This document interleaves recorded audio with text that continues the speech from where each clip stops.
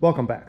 Hey, Technical Brad here. Okay, we have yet another little project on the David Brown selectamatic 880, and the issue we have is that we're leaking a little bit of oil.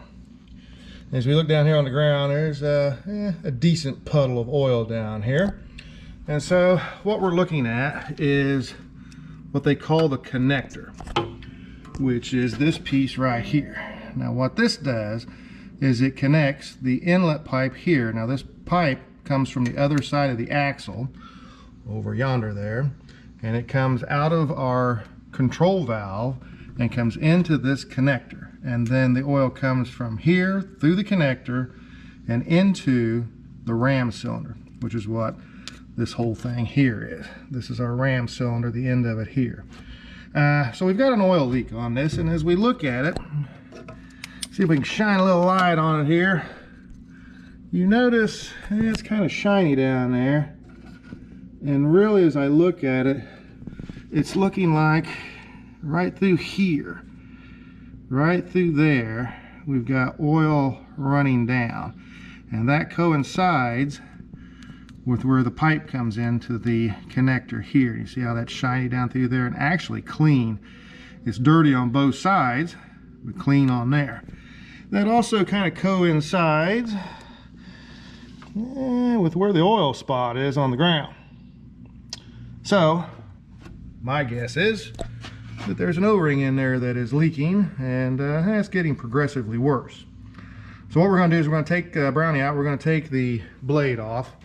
We have it on the back here, and there's two reasons for that. First of all, I'm done using it, so I'm going to take it off.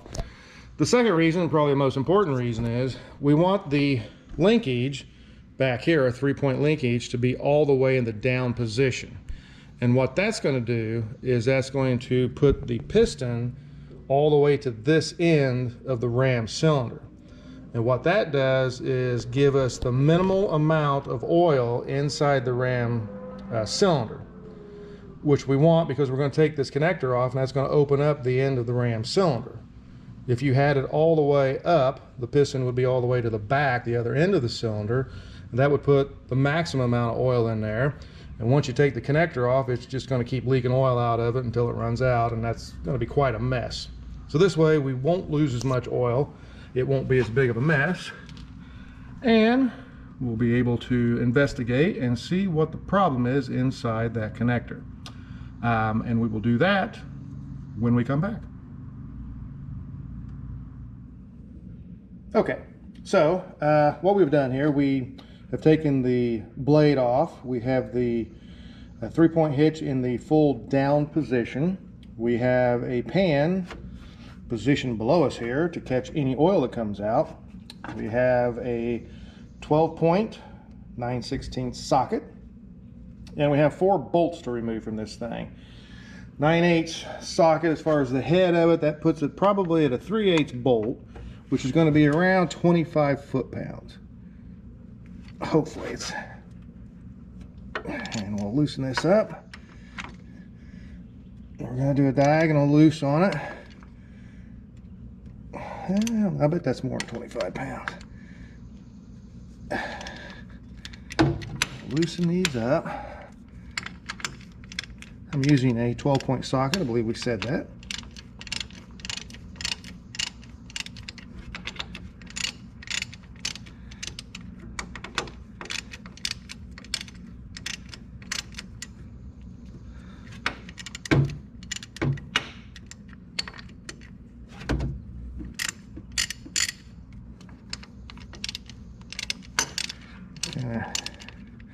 Look inside here and see how we get a little oil leaking out of there. See what happened to the O-ring. Okay. It's a cage set up here to put the bolts in.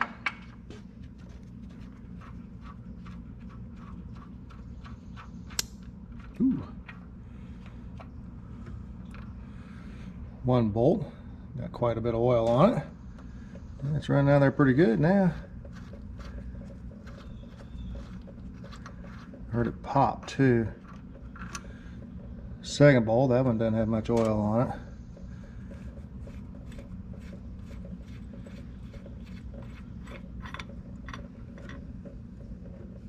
third bolt. And the fourth bolt.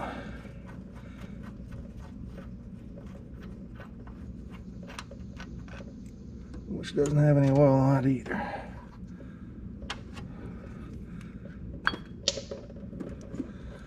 Pop that off of there.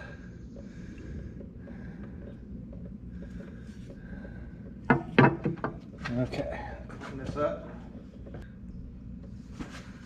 So what we have here, if I can get in here, this is the inlet here to the ram cylinder.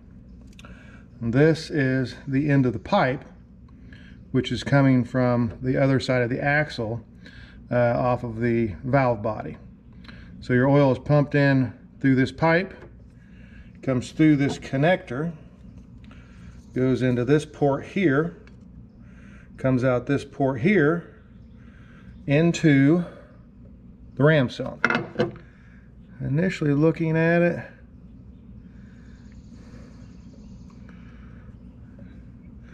I still believe it's leaking over here at this part, more so than this part. And that's in this O-ring right here. And there again, just like on our pump a while back, it's not protruding up above that pipe much, if any at all. And when we slide the connector on there, I mean, it's, you know, it's on and off. That's pretty loose, really. So that's probably our main culprit right there. Just like we thought, because we had oil, you know, running down here pretty decent, and that coincided with where it was landing on the floor down there. So we're gonna fix this O-ring and replace this O-ring too, since we got it apart, and then we can, you know, put it back together and see how good it works. And what we're gonna do is we're just gonna slide this in here.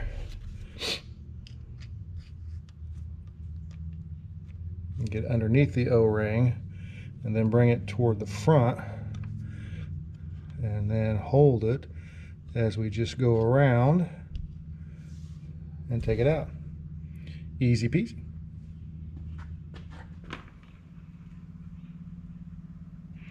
And just like our it just falls in there as it falls back out. Yeah, that's familiar, isn't it? Yeah, it's not coming in contact with the outer diameter of our connector. This one, clean it off too.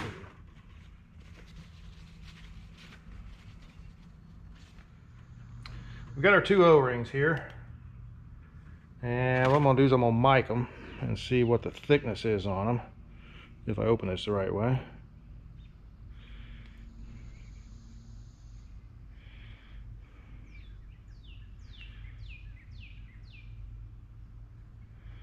Okay, that's coming in at 100,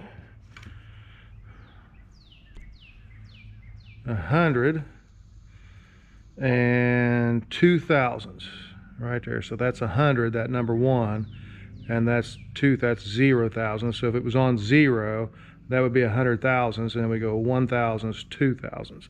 We're just a smidgen over that. So that's thickness is probably pretty good on that, because it did seem like it was protruding. This one's under that. Let's see. Yeah. And this one's coming in at 100 thousandths pretty much, right here dead even. Yeah, a little under, about 99 thousandths. So that one a little thin. Now these things, according to the manual, now let's see, we've got number 30 and 33. So according to the parts manual, number 30 O-ring is 3/4 diameter, and number 33 is 5/8. So the one that fits in here is 3/4, and the one that fits in here is 5/8 ID, internal diameter. So what we're going to do is we got some O-rings here. So this is some more hydraulic pump stuff that we had left over.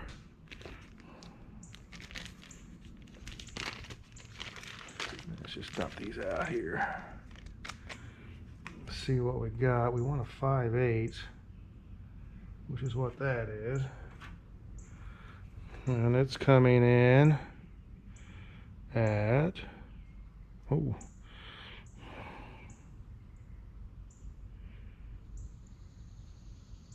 and it's coming in at 118, 117 to 118. So that is a good candidate.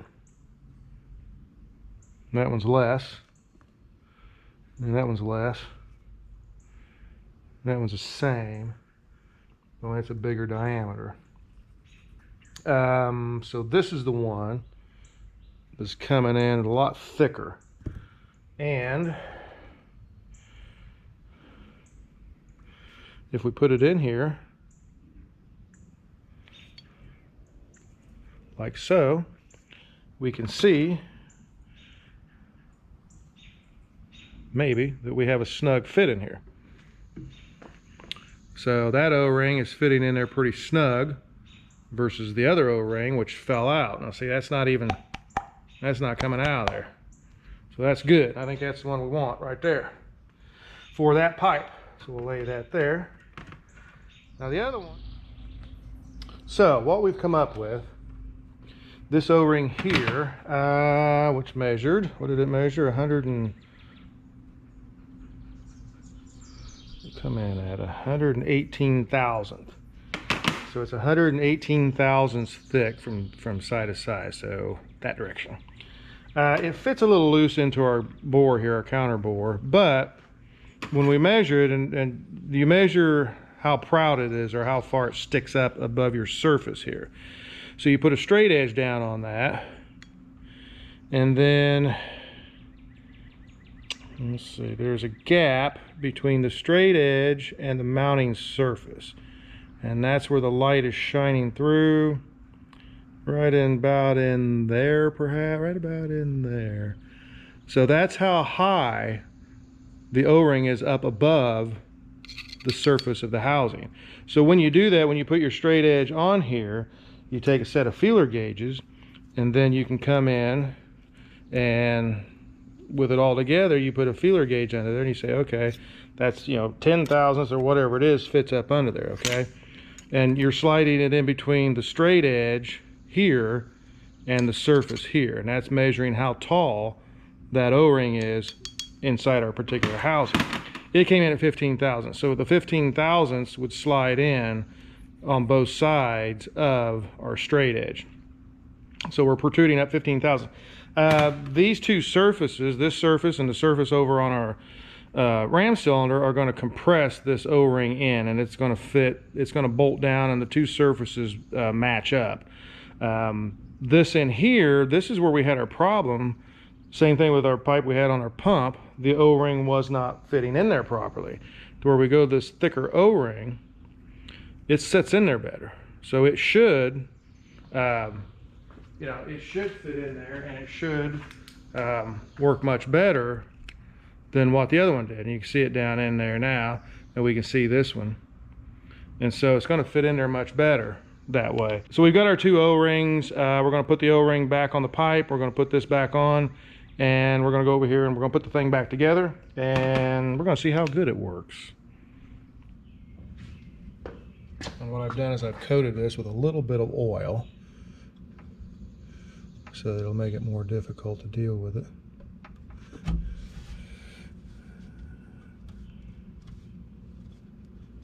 And then we'll put it on there, snap it on. We're going to cover this in oil, and you can feel that's really protruded much higher above our pipe. So that's what we want there. There we go. So we have our connector here. You notice we have a plug in the end of the connector. The reason is you've got two holes here and here that are bored into the surface from this direction straight in. Well, these have to be connected this way. So the way they would do that is they would bore these two holes in, or drill these two holes in, and then they would drill in through the end to connect the two together. Okay, so they would drill in through here, in through the housing, in through here, back into here. And you can kind of see, well, you want to go, you'll see it down here at the bottom, that's where the drill ended, right down in there. And so what they do is now you've connected that, because you can't drill 90-degree holes like that without, you know, coming in the other end.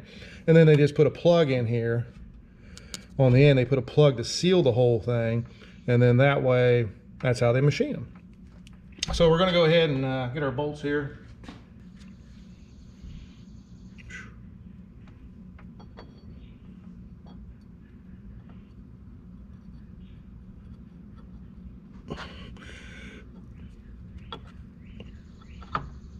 There, just like that. Okay, now the problem we've got, now we oiled that, so hopefully that O-ring has stayed in the housing to the ram cylinder. And see, that's where you run into, if that would have fit tightly in there, which is what we wanted, then we would have been in pretty good shape. I imagine the oil held him in there. I'm hoping.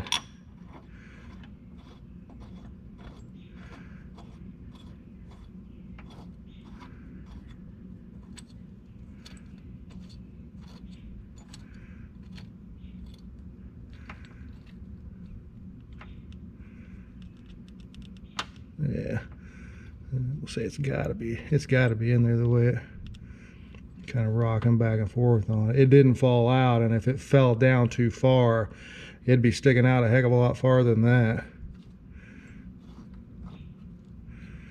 Is my personal opinion on it.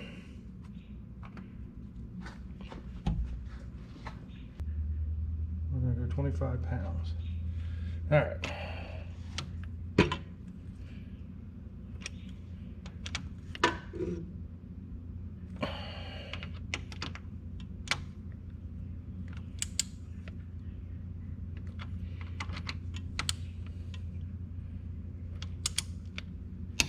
There we go. Down here. Trip that one. I'll come up here. Trip that one. I'll go down here. And that one's tripped. Tell you what, we're going to bump it up to, I say we bump it up to 30.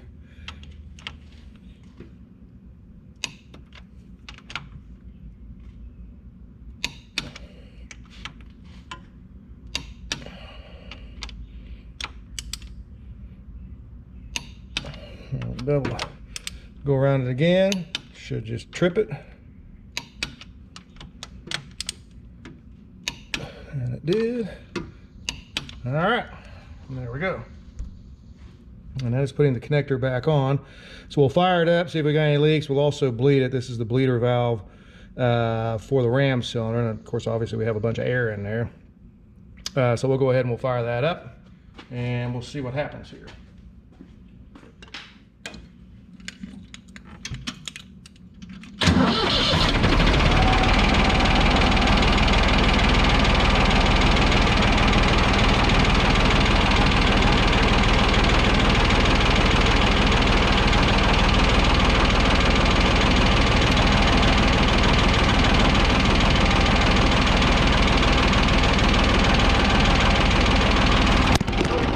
It's leaking at the moment, so hopefully that rectified the situation. There again, it's them O-rings on those inlet pipes.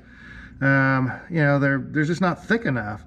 They might be the what was a 5/8 ID, that's probably okay on it, but they're just not thick enough to seal to those housings that they're supposed to seal to.